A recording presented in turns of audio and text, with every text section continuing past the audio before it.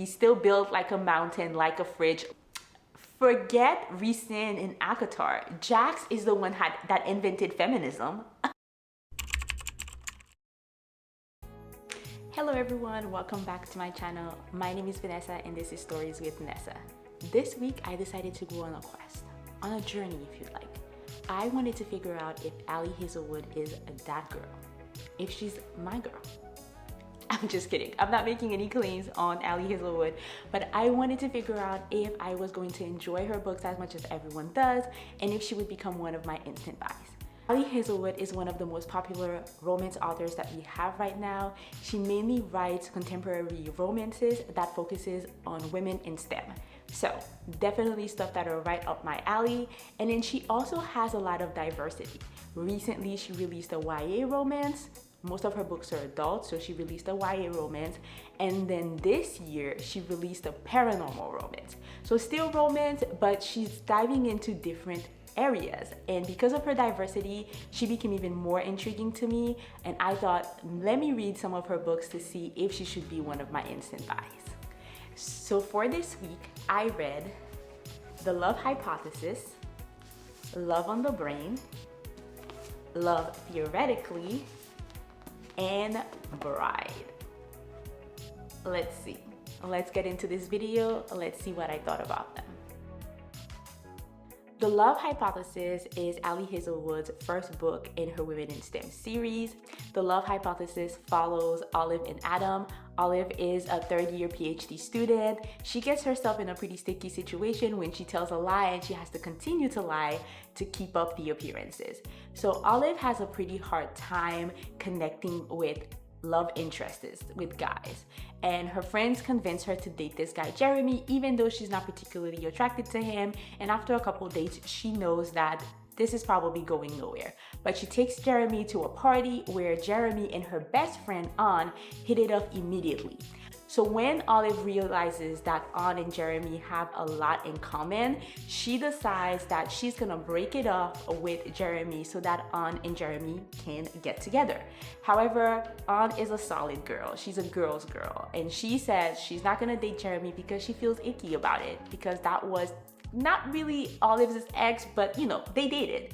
So Olive is not deterred by this. She is determined. She decides to lie and tell Ann that she is dating in the afternoon, and she goes to her lab at the university to do some work done while she passes the time.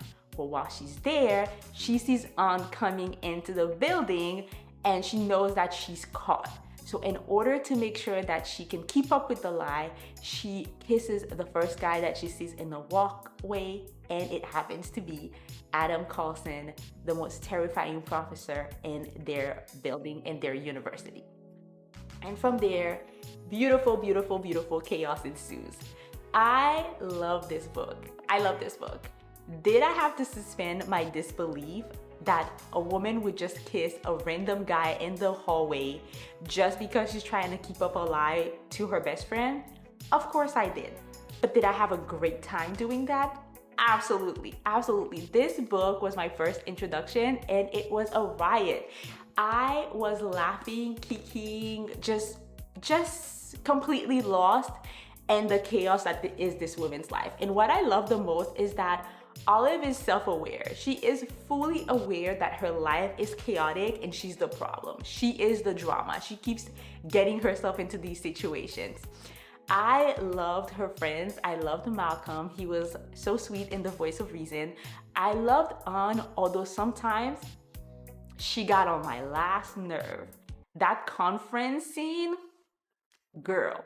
That was probably one of the few scenes where I was just like, I don't know if this is okay or if I'm okay with this or if this would fly out of real university. But either way, Ann did her job. She pushed the narrative forward because she was the one that kept instigating these weird situations that would have me laughing out loud. But they made sure that Olive and Adam got the interaction that they needed so that they can become closer. Adam, what do I have to say about Adam? Oh my God, I loved Adam. He was so quiet, funny. He was confident, but at the same time, he did not mind, you know, letting Olive put him in situations that were completely outrageous just because he wanted to make sure that she could keep up with her life and she could be happy. The main thing for Adam was that as long as Olive is happy, he is happy. Even though he did not like any of her super sweet caffeine drinks. He does not like tea, but she makes him drink tea. He does not like chocolate, but he gets kind of over it. Adam was the best. I loved him as a male interest. I definitely fell in love with him. The thing that a lot of people did not like, which is that Adam is actually a professor and she is a student, right? So that can be very taboo. But the author did make a good job at making sure that Adam is not Olive's professor. So there is no legal or ethical issue with this, as long as he doesn't do anything related to her work and he doesn't get involved in her work at all. It's perfectly fine. They can date. Other people have done it. It is looked down upon. It's not really something that people praise, but there's nothing wrong with it. Other than that, he's still a sweetheart. He's a gentle giant. We love him. We love how he loves Olive. We love how he pays attention to her, and he's 3 steps ahead of her and would do anything just to make her happy. I had a good time with this book. Listen, it's not a masterpiece, but it did what it's supposed to do. It gave what it was supposed to give. This is a book that you can definitely take on a ride with you, to the beach, somewhere where you may feel like you're not gonna have the best time, or maybe you need to pass time, and this book will entertain you. This was a solid 4 out of 5 star for me. Love this book. Love on the Brain is the second book in the Women in STEM series. Love on the Brain follows Bee and Levi. Bee is a neuroscientist that works for the NIH, and she gets hired by NASA to develop helmets for their astronauts. And this is big for Bee because up until this point, her career has kind of stalled, and she's looking to make a name for herself that she can get her own lab and she can do research that she's interested in. But all of that comes crashing down. All her excitement gets plunged into the depth of the earth when she finds out that her co-lead on the project is none other than Levi, an ex-classmate that used to despise her. But did he though?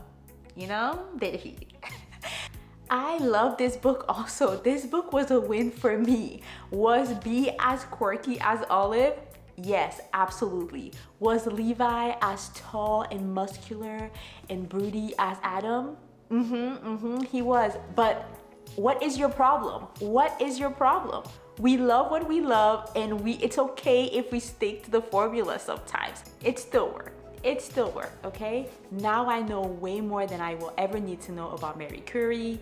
I also know that sometimes cats have anal glands that needs to be expressed. And listen, those are useful information that I'll need to use at one point in my life, I'm pretty sure, okay?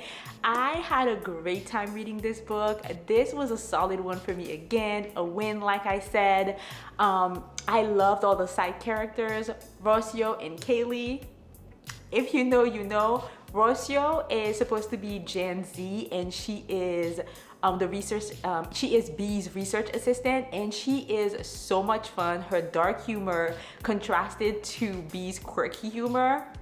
Gold, gold, gold, gold. I was laughing, I was kikiing, I was gasping for air. I had a great time.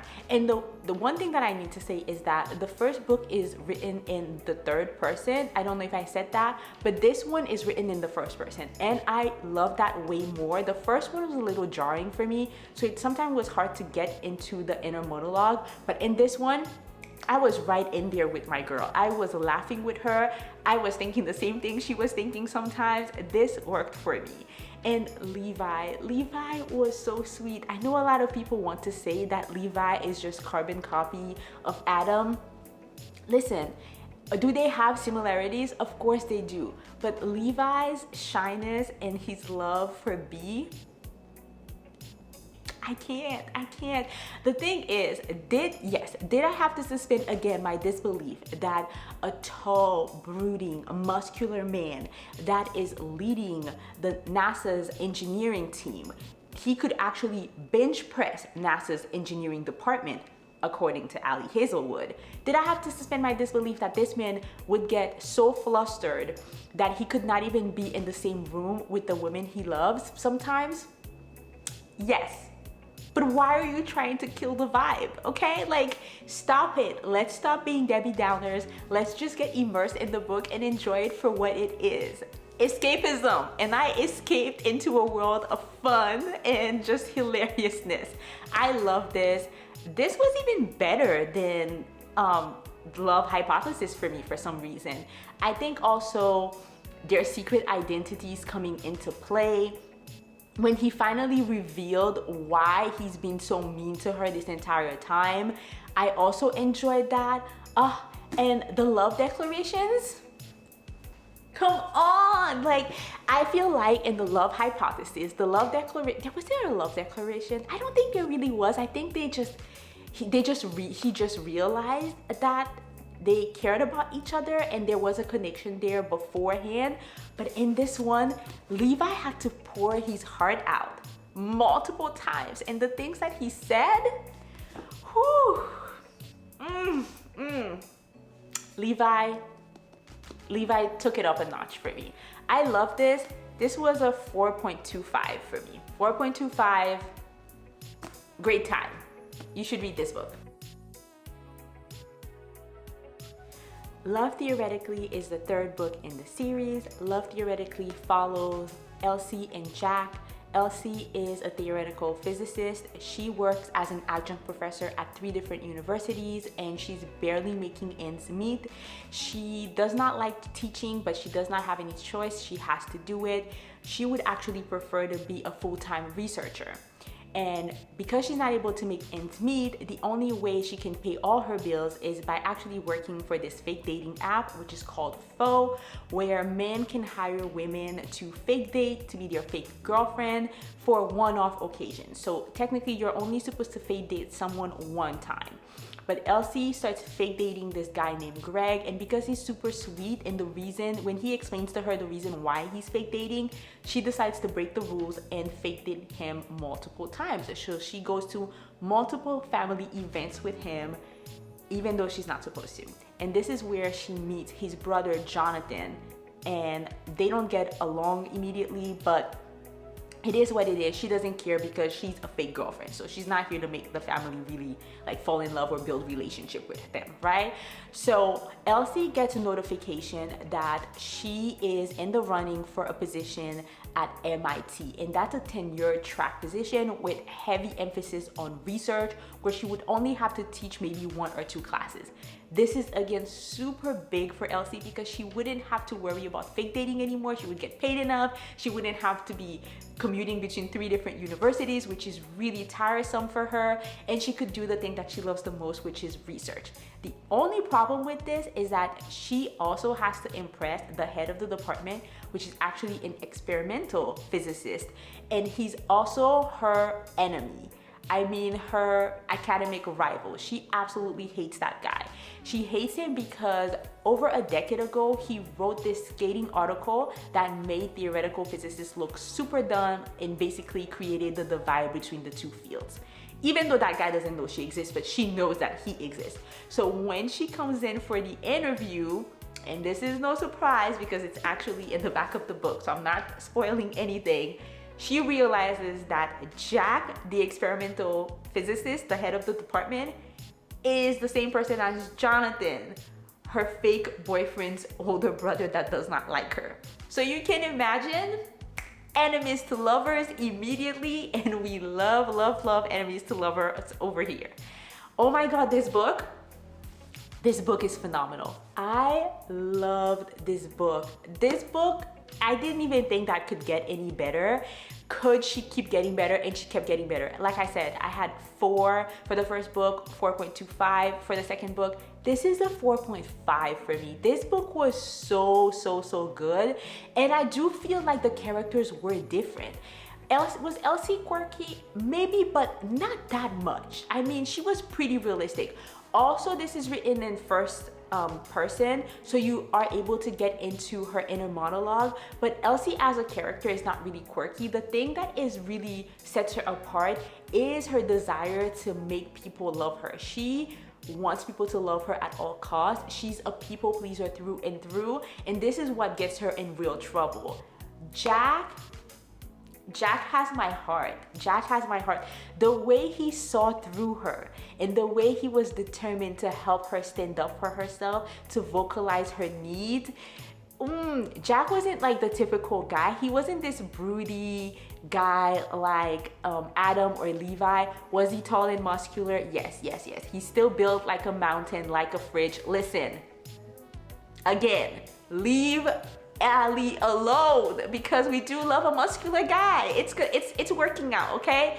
But he was so different. The thing that I loved about him also is that he had the confidence that once their initial miscommunication kind of was getting resolved, he was very vocal about his interest for Elsie. He was determined to make her his. That's what I'm trying to say. Yes. Oh my God, I can't even talk because I'm so excited and I love this book so much. I mean, this line, I had to write it for you guys. You guys know it's a love story, so you guys know that there's gonna be some good stuff in there. I don't think I'm spoiling anything, but this line, that's not how love works, Elsie. But don't worry, for now, I'll show you. Please, come on. I don't even know. I just loved how he loved her. That was the thing. He loved her and he wasn't asking anything from her. He just wanted her to just be herself. And that's what he wanted. That's who he wanted to get to know more of. And that's who he was falling in love with more. And that just made my heart soar. I just love this book. I just need you guys, if you are going to read any of the books, and if you only have enough bandwidth for one quirky and one super tall and muscular guy, let it be this one, please. Please just let it be this one. This was so good. I mean, the way he just focused on making sure that everything that they did was her choice, her decision, so that she can get used to not being so caught up in people pleasing. Forget Rhysand and Akatar. Jax is the one that invented feminism. Anyways, like, I don't know what else to say. I love the side characters also. Greg was super sweet. Who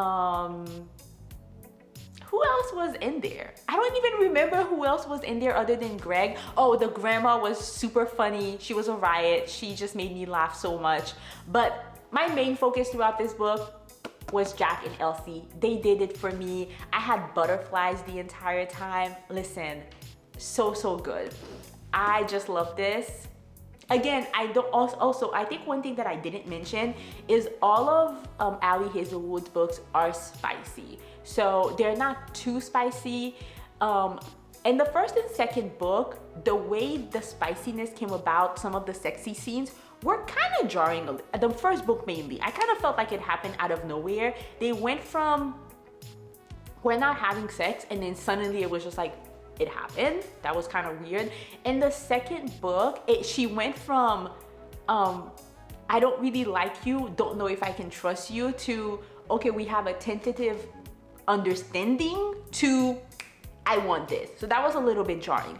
This one, even better, much better, because they decide to get to know each other around this whole situation, and by the time they get to sexy time, there's a connection there. I loved also that in this book, you can sense that Ali wanted to make it real, like what a real sexy encounter would be for the first time. So there was some awkwardness, some hesitation, some asked for consent first, you know, to just make sure that everything was okay. Of course, by the time they went at it a couple times, it became a little bit easier. But the first one was really good. It felt awkward, but awkward in a good way. It was still sexy. Anyways, I still enjoyed it. This was so good. Again, if you're gonna pick up one of them, let it be this one. This is my favorite book from Ali. Love this one. Kisses, kisses, phenomenal, great. Loved it. And the last book that I read is Bride. Bride is not part of the Women in STEM series. It is actually Ali's first paranormal romance. And let me tell you, it was also a good time. A good time. She slayed that shit. She did. Bride follows Misery. I had to have a little moment of silence for that name. Oh my God.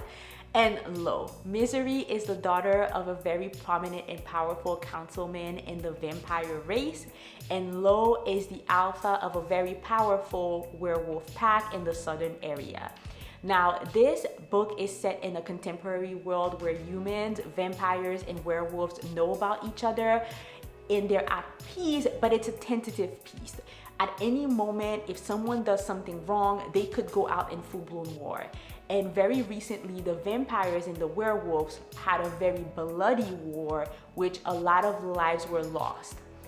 So, in order to keep the peace, Misery's dad decides to marry her off to Lo and send her to go live with them. Now, Misery accepts not because she's interested in world peace or because she cares about the vampire race, but she believes that Lo is behind one of the mysteries that is currently, engulfing her life, and she wants to get close to him so she can figure out what is going on, if he has any information that could be relevant for her, or if he's responsible for what's going on in her life. You will find out. It's a big mystery. It's a big part of this book, so I don't want to spoil anything. I'm trying my best not to give too much information. I enjoyed this book, okay? I have a full reading vlog where you can see my reaction about this book, so I will link it in the description below, or I will have it linked at the top if I can figure out how to do that. This book was so good. I had such a great time. Misery is not like Ali Hazelwood's standard female characters. She is not this quirky, happy person. She's actually very grumpy, and you'll understand why when you find out about her life and how she was raised and basically how her family dynamics are. You'll realize why she's actually very grumpy. And then you meet Lo, which also his past is pretty sad. So also for him, he's a little nicer and he does have this very bright and open heart when it comes to his little sister Anna, but he's actually quite grumpy himself. So basically this is kind of grumpy. Definitely marriage of convenience. In forced proximity because she has to go live with him. I loved all the characters. I loved Anna, the little sister. I loved her relationship with Misery. Misery does not like her in the beginning, and Anna does not care that Misery does not like her. She basically forces this relationship to take place, and eventually they do have this endearing relationship that blossoms. But in the beginning, it was so funny watching Anna and Misery interact because Misery wanted nothing to do with her and Anna was like, I'm gonna be around. Watching Misery and Lo also develop their relationship was quite nice. I really enjoyed the dynamic that they have and how they got to know each other. This book was not my favorite when it comes to the smut scenes. I will say that. However, when it came to the longing and the yearning,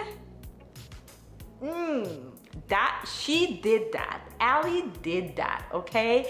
That scene on that airplane, that scene when they went to visit the governor. Listen, I was flustered, okay? I was blushing and I was flustered. So I can tell you guys, I loved all the other characters. Misery's best friend, Serena. I think it's Alex. I can't remember his name, but he's the tech guy that's gonna help Misery look into more information. I loved him also, Alex. There are some other characters that you're gonna get to know and you're gonna think they're one way in the beginning and you're gonna figure out that they're a different way. So definitely a couple emotional roller coasters here when you're getting attached to some characters and you're finding out that they're not who they appear to be, or you're not liking certain characters and you're finding out that, they may be different. Very, very good, solid book. One thing that I didn't mention in my reading vlog is that something happens at the end of this book that does give Ali an in to have a second, maybe a third book in this series. Definitely a second book though. So I don't want to spoil it again because it's a big part of the book, but it does give her an opening and I think she should take it. So depending on how this book does, maybe she or the publishing company will decide to pursue a second book, because I'm just grabbing at straws at this rate because I want a second book in this world. This was so good. I enjoyed this. This was a solid 4 to 4.25 for me. I still think that Love Theoretically is just my book, but however, this was really good. I enjoyed everyone. I realized I didn't talk much about Lo. I do love Lo. He's a more muted male character compared to the other characters that Ali has written.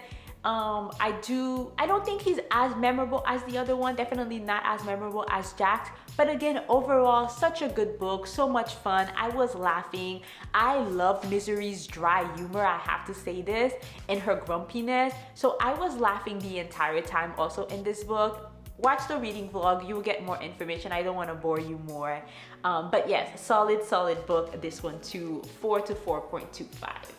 Okay guys, so I think you can already guess by my rating and by my excitement for all these books what my decision is. Yes, Miss Ali Hazelwood is an instant buy for me. She is great, okay? Does her books feel like they have a little bit of a formula? Maybe they do, but I think it works for her. I think for what she's trying to accomplish, it works. And I think she's found a lane that is hers, and the people who love her, love her. The people who don't love her, I would say just stop reading her books. That's all I had for you guys today. If you like videos like this where I basically read a bunch of books about a specific author, please let me know, and please let me know what other authors you want me to check out, and I will create and do a review of a couple books just to tell you guys what I think about it. So that's all I have for you guys. See you next time. Please don't forget to like and subscribe and share this video. Bye.